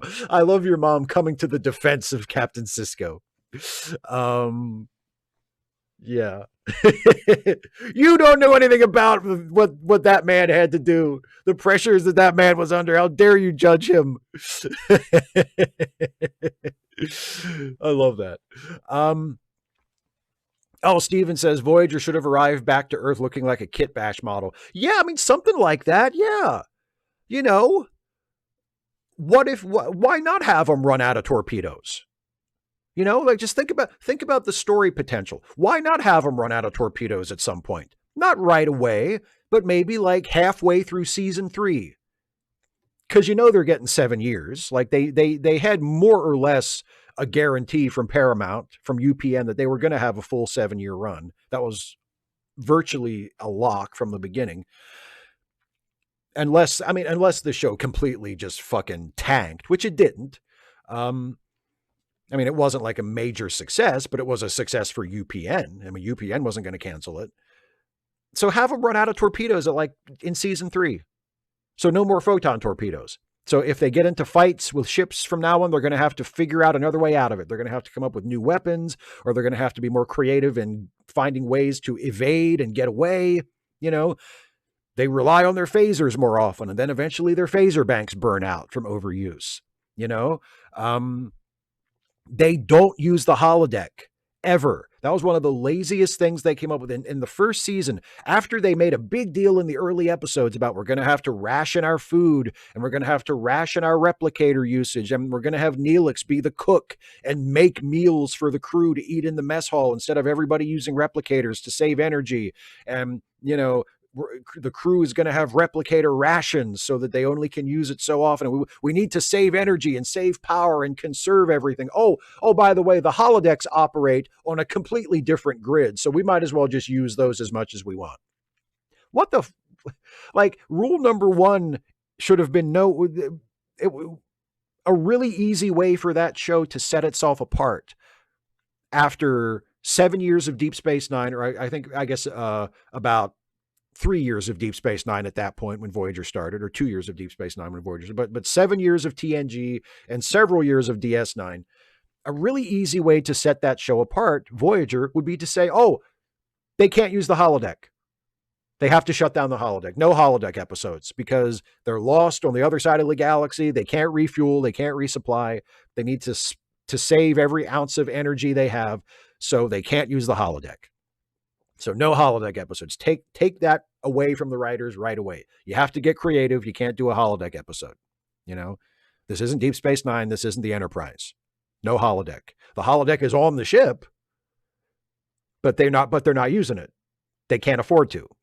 But nope, they came up with a reason of, well, it's a different kind of energy source, so fuck it, it doesn't matter. Lazy, cowardly writing is what it is. It's creative cowardice. It's saying, well, but the fans are so used to holodeck episodes now, because we had so many of them on TNG and Deep Space Nine, like the holodeck is part of our thing now. If we do a Star Trek show and we say up front, we're never going to do any holodeck shows. Well, oh God, the fans might not like that. You know what the fans would like if you did a good fucking show? You think if Voyager turned out to be the best Star Trek show ever, that anybody would be saying, oh, it's great, but what about the holodeck shows? Well, and if anybody says it, if anybody said that, fuck them anyway. You're not making the show for them. But it didn't, there are all kinds of things like that just, they could have been true to the premise and used it as a source for story, and they very rarely did. And it's just a missed opportunity. And not to say there aren't good Voyager episodes, because there definitely are. But the show as a whole is a huge missed opportunity.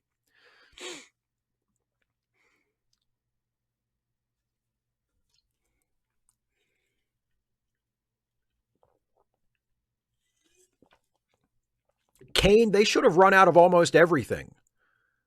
They should have run out of almost everything that they started with by the end of that show. Here's another one of my favorite little bits of bullshit from Voyager. Not only did they reference the finite number of photon torpedoes that they have, I think in the pilot, like they acknowledge that they only have so many photon torpedoes, and then that never comes up again. Like they fire photon torpedoes left and right, and never makes a difference. They never run out of shuttlecraft. They never run out of photon torpedoes. They build their own custom shuttlecraft, the Delta Flyer, which again is not a bad idea. It's something to set the show apart, right? They have their own little support craft that, Tom and B'Elanna and Harry built themselves, and it looks different than ships that we've seen in other Star Trek shows, and it's like their own thing that they made themselves, right?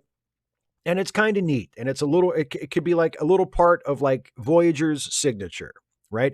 And they make a big deal about how we had to redirect a lot of resources to build this ship, but we feel like this is really important because this ship, once we're finished with it, it can do things that a regular shuttlecraft can't do. And we've really put a lot of our time and effort into it because we think in the long run it'll help us. It'll be worth the cost, right?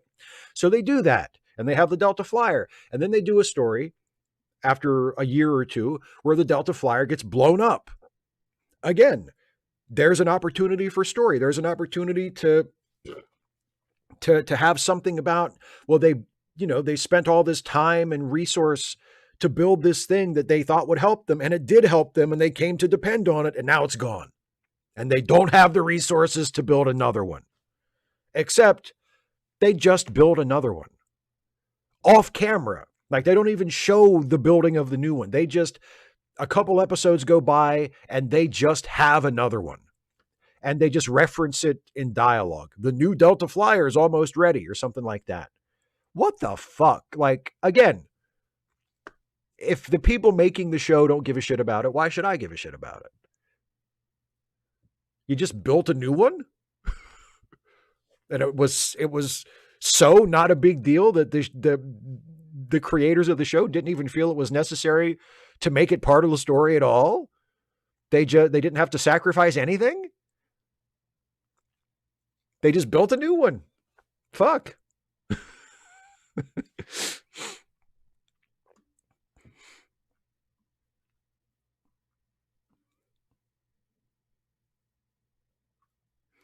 Daryl says, I just found out Lemmy Listen is on SoundCloud. What is your favorite late seating episode to re-listen to? Mine is Back to the Future. As H. Ross Perot would say, knee slapping funny.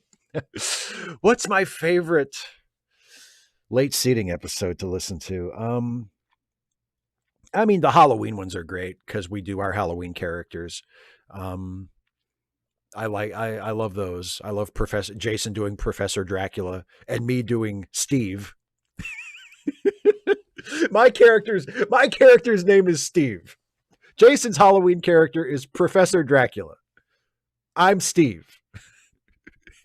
Which I love. But yeah, I can't remember a specific one, but the Halloween ones are a lot of fun. And was it the Star Wars one? I think the Star Wars one is really good too, where Jason comes up with the running gag about Darth Vader being attached to the dewbacks, those big like beasts that they, that are more visible in the special edition. He came up with the idea that Darth Vader has dewbacks on his ship with him, then he goes to visit them and they soothe him when he's having a bad, he came up with this, he improvised this whole bit of Darth Vader visiting the dewbacks and how they calm his nerves. It was just really funny. I think that's Star Wars. I don't think it's because we've done all the we've done Star Wars and Empire and Return of the Jedi, and we did all three of the prequels. And I think it's the first one where he does that, but that's a really funny bit. Wim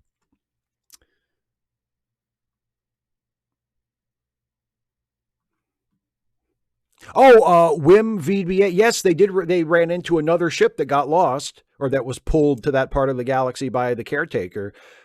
And yes, that basically experienced what the crew of Voyager should have experienced, or some version of that in their show. And yes, it turned out that in their desperation, they had used they had exploited aliens to power their ship to keep their crew alive. And that's the kind of moral dilemma that, I don't know, maybe the actual people in the show should have had to face instead of guest characters from another ship. Like maybe the crew of the ship that the show is about should have found themselves in that situation and had to make that choice instead of finding someone else in a worse situation than them who had made that choice and then judging them for it. Yeah.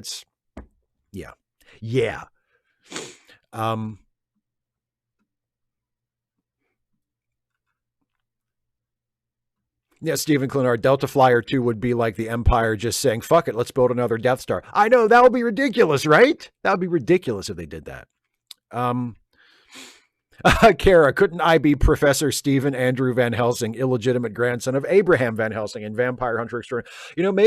Maybe like the next time we do those characters, my character, Steve, can try to convince Professor Dracula to let me change my name or give me a title or something, and start referring to me with a little bit more gravitas, and then he can just completely laugh it off and tell me to go fuck myself, because that will be funny. Rancher Matt says, a history question. Did you hear how one of the worst presidents, Franklin Pierce, got popular enough to win the presidency? Apparently his friend Nathaniel Hawthorne wrote a book about him. I didn't hear that part. No, I know that Pierce was kind of like a dark horse candidate. I think he had served in the House of Representatives before his presidency, and he had kind of left politics, but he was brought back into it because none of the other potential candidates that time were exciting anybody. And somebody was like, what about Franklin Pierce? And, kind of went from there. But I didn't know, I don't think I knew the thing about Nathaniel Hawthorne, but that's interesting. And yes, Ajax Rinyu, the Delta Flyer, did have photons. Yeah, yes, it did. So so they had to be able to make them at some point. Yeah, and I'm saying they shouldn't have been able to. Like, it would have been a better story if they hadn't been able to, if the characters had to live within those limitations. And if gradually, as the show went on, we saw those limitations get stricter and stricter and stricter. I think I mentioned this last time, or one of the more recent times, that we've talked about this on a live stream. When Ronald D. Moore went to work for Voyager after Deep Space Nine ended, Ronald D. Moore was a staff writer on Voyager for a year after DS9, and then he left because he realized it just wasn't for him. And one of his problems with the show was, he said in an interview later, all of these people on the ship act like they expect to be home for dinner that night. Like, the weight of, we're lost on the other side of the galaxy. If we fly our ship straight back toward home nonstop, it will take us 70 years to get there. Like, we are fucked. We are lost. We are so far from home. We may not ever get back in our lifetime. And it almost never seemed to bother anybody. They were all just like, another day at work on the Starship Voyager. Like, it didn't really sink into anybody. And that's a problem. Like, if the premise of the show is something that dire, like you're all by yourself in a far-flung corner of the galaxy and you might not ever make it home, like, that should play into the show at some point, don't you think? And it never really did.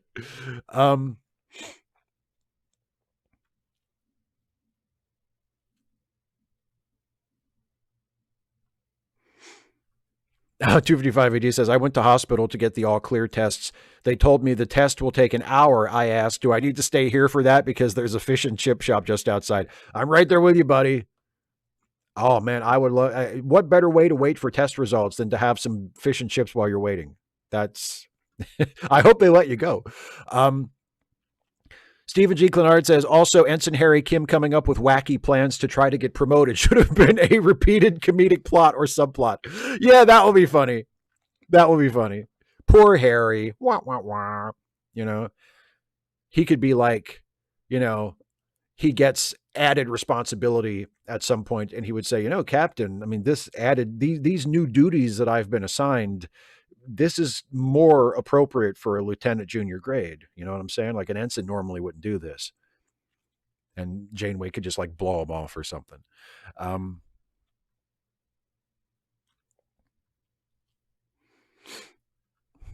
Yeah, Kara, I don't think that writing a book about Trump will make it more popular somehow. Now, something tells me that wouldn't do the trick.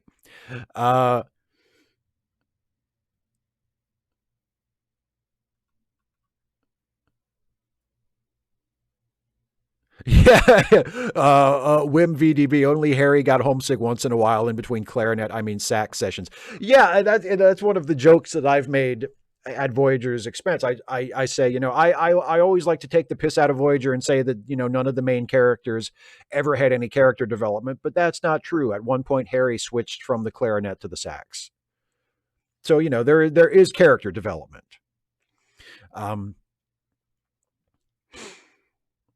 Daryl says second worst president. I think it's a toss-up between Grant and Harding. Grant was a great general, but a bad administrator. Grant, my understanding was that Grant's problem was that his administration was rife with corruption because he was a poor judge of character and he trusted the wrong people. He hired people in jobs that they were not fit for, and assumed they would be honest and upstanding people, and they just weren't. And he didn't keep a close enough eye on them. Second worst president. I don't know. I mean, there have been some really bad presidents. That's a tough one. But I think, I mean, yeah, Buchanan is hard to vote against, and Harding was probably the closest analog to Trump before Trump in terms of fitness for the office. Like Warren G. Harding was a guy who should never, just from the basis of his intellectual abilities and his character alone, like he never should have been let anywhere near the White House. But he was, and it didn't last very long, fortunately. Not a band account with a super chat. Thank you for the super chat. Says, is the Acorn incident proof we should defund cops? I mean, yeah, but we didn't need it. Like we're we're there already. I mean, something about the way we do policing in this country needs to change. I mean, I think defunding them, or at least making some significant adjustments to their budget, let's say, should be part of that. I think just completely tearing down entire departments and building them back from the ground up from scratch will be necessary, should be necessary in a lot of cases. But yeah, the Acorn incident, yes, it's evidence for a case that should already have been made, for sure. 285 AD says, they did, but the ketchup leaked through the box, so I got the all clear with red stains all over my tracksuit bottoms. Oh, man. Well, at least you got the all clear. At least they said you were good to go. But that sucks. You just can't catch a break, can you? Ajax Ryan said, never forget Janeway went back in time to save everyone except Harry Kim. Remember, that's not the original Harry. They don't care. Nobody on that show cares.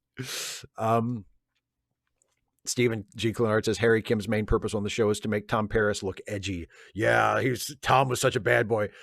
I mean, one of the disappointing things about the show early on to me was it seemed like, based on the pilot episode, it seemed like Tom was going to be more of a point of view character than he ended up being. Like, you assume that Janeway is going to be the star because it's a Star Trek show, and convention at the time was that the captain of the show is also the lead protagonist. So I wasn't surprised that Janeway was going to be the lead. That was expected.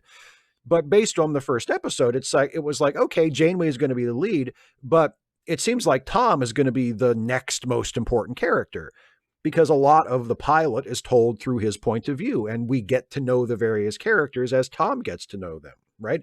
And Tom has an interesting backstory, and Tom is played by a likable actor, and Tom just seems like an interesting character from the start. And you're like, okay, it's going to be Captain Janeway as the lead, and then the second lead will be Tom. And then Tom's just another character on the show.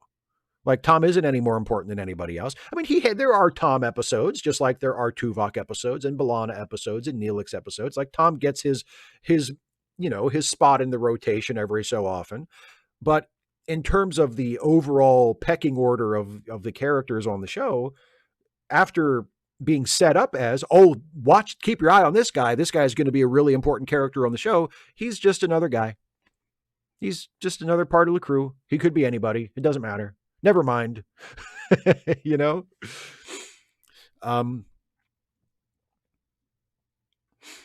Ranter Matt says, my dog was taken to the vet for his constant runny nose. He's a French bulldog, and the doctor said he may have a tumor. We now have to wait until March for confirmation. The wait is nerve-wracking. Oh, I'm really sorry to hear that. I hope the doggy is okay. That sucks. I hope everything is well. Nate the Great says, why is it called Star Trek? They never visit any stars. They go to planets. But what do planets revolve around? Stars. Gotcha. Checkmate. Echo 121 says, will Ben Sisko ever come back from the Celestial Temple? My God, I hope not. And I say that, I mean, Deep Space Nine is my favorite show. Ben Sisko is my favorite character. Please let it go. Just let it go. It's over. The show ended 25 years ago. It's over. Let it go. That's the end. And it's a fine ending. It's a good ending. So no, he's not coming back. I hope he doesn't come back from the Celestial Temple. Although I will say, and I know we mentioned this last time, if they do, and I really hope they don't, but if they do decide to produce a Deep Space Nine sequel series where we revisit all of the characters and catch up with them and find out what they're doing this, and they bring Cisco back. I hope the way they do it is they just say Cisco came back 20 years ago. The plot of the show isn't about Cisco coming back or why Cisco came back or where Cisco's been. Just all of that already happened. It's been 25 years. He came back 5 years later and he's been living on Bajor and he's fine. And come up with a story that involves him in some way, that draws him back to Starfleet or back to the station or involves him in events, whatever. If Avery Brooks is good to go and he wants to do it, yeah, great, have Cisco in it. But don't make it about the Celestial Temple, and don't try to pick up where the end of the show left off in fucking 1999. Just say, yeah, he came back a while ago. He's been back. It was a whole thing. Never mind. Let's move on. That would be my wish. My real wish would be just don't do it. Just let Deep Space Nine rest. But if they ever get it in their heads and they just absolutely decide, yeah, we're going to do it like that. Do it like that. And just move forward and do something new. Do something else. Instead of, treating the end of the series like a cliffhanger that you're just now getting around to resolving. That sounds absolutely awful.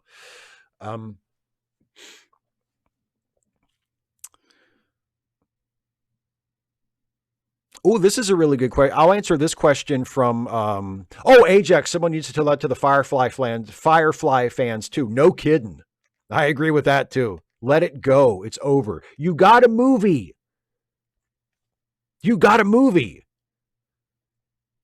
It's over. It's done. Enjoy the show that you got. That's all you get. But anyway, so, I'll answer this question from Ziria and then we'll wrap up the show because we're getting close to 2 hours now. How would you fix Turnabout Intruder to make it more palatable in 2024? That's a really good question. I mean, in a sense, the franchise has already fixed one of the more objectionable parts of it, which is the suggestion that women couldn't be Starfleet captains, by just ignoring it. By just pretending it never happened and saying, nah, fuck it, forget that. We're not doing that. Women can be starship captains. That doesn't make any sense. So in a sense, it's already been fixed in terms of its impact on, the rest of the show. But in terms of the show itself, that's really tricky. Whenever you do, I think one way to do it would be to play it for laughs and to make sure that it's written by a writer or writers who have a nimble enough understanding of the gender dynamics to write it in a way that isn't condescending or sexist or offensive. Because Strange New Worlds did a body swap episode in its first season where a man and a woman swap bodies, where Spock and T'Pring swap bodies. And that's a really good episode. And to my recollection, isn't terribly problematic in terms of, man acting like woman and woman acting like man and that kind of thing. Like, they generate humor from the situation without being crude or offensive or sexist or patronizing about it. So it's possible to do a body swap story like Turnabout Intruder did, where, a man and a woman switch places without playing into tired old cliches and sexist stereotypes the way Turnabout Intruder does. I think one way to fix it would be just get rid of all of that. Get rid of all of this poor woman, Janice Lester, this poor woman. And if only she couldn't achieve the same things a man could, and it drove her mad. You need to lose all of that, and figure out what it would be about instead. But it would be quite a project. I wonder if it's worth fixing. I wonder if it's not better to just, take it for what it is as a product of its time. It is the episode that it is. It has the problems that it has. If we watch it critically, and we don't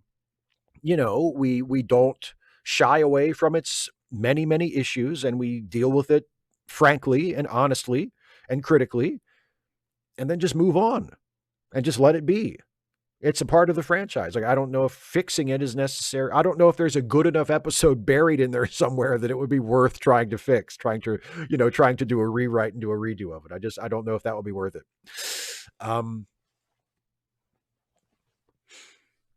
Yeah.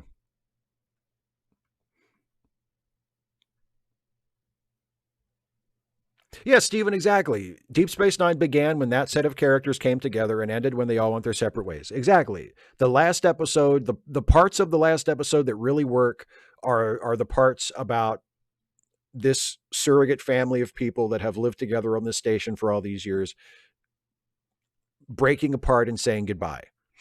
Right? Like, that's the part of that final episode that really works, because it means something, because we've gotten to know these characters over the years. And when they say goodbye to each other, it means something. And that's the end.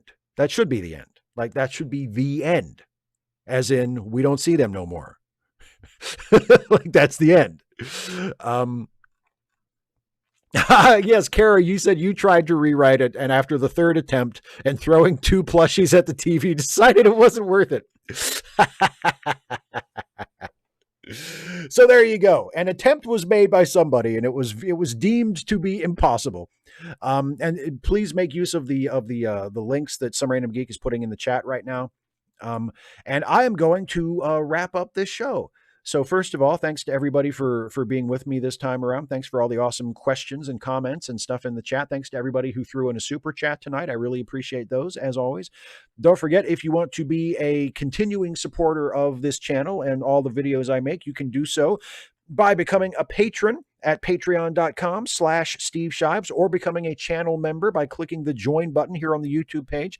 And if you become a patron or a channel member at any level of support, one of the perks that you unlock for yourself is you get the opportunity to submit questions ahead of time for these Ask Away streams. And those are the questions that I always answer in the first portion of the show. So if that's something you're interested in, please consider becoming a patron or a member. Or if you don't really care about that, but you just want to contribute to help me continuing to make these videos, that would be awesome too.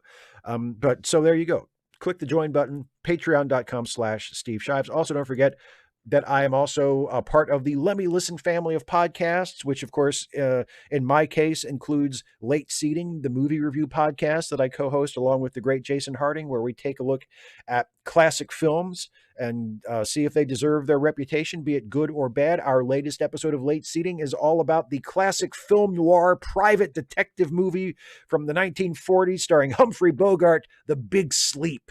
See what we thought of The Big Sleep in our most recent episode of Late Seating. And also, there is, of course, the Ensign's Log, the Star Trek themed comedy podcast that I am on alongside Jason and the incredibly talented Dana Cole, where we play characters living in the Star Trek universe, serving aboard. Currently, we are serving aboard the TNG era Enterprise, although we have been slowly building up to make our shift to Deep Space Nine.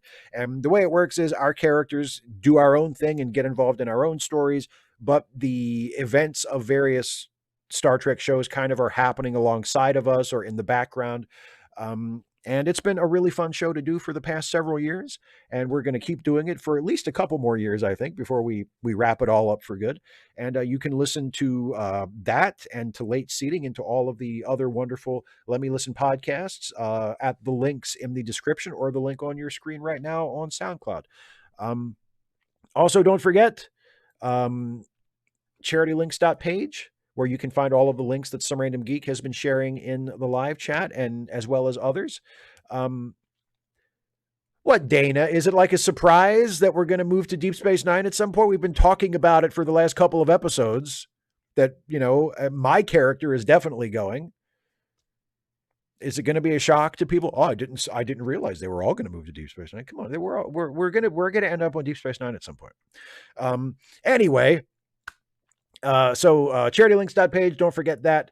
And yes, I will see you. Dana and I will be back on Wednesday next week for another Trek Reluctantly live stream. We will be watching another episode of Deep Space Nine, looking for Parmok in all the wrong places. And then don't forget, I'll go ahead and schedule the event sometime this weekend so you can bookmark it and set a reminder for yourself. But a week from tonight, next Friday, February 23rd, starting at 6 p.m. Eastern, Dana and I will be on for another one of our special movie watch-along live streams. We call the series The Back Row, and we will be watching the just released to Disney Plus MCU film, The Marvels.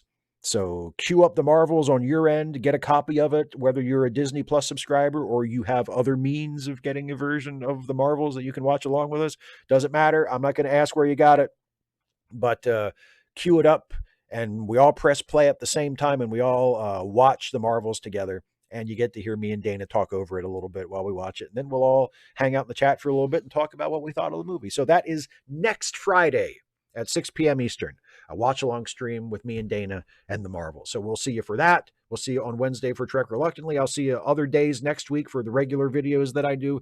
Thank you all so much for being with me tonight. Have a good night. Have a good weekend. And I'll see you next time, everybody. Take care.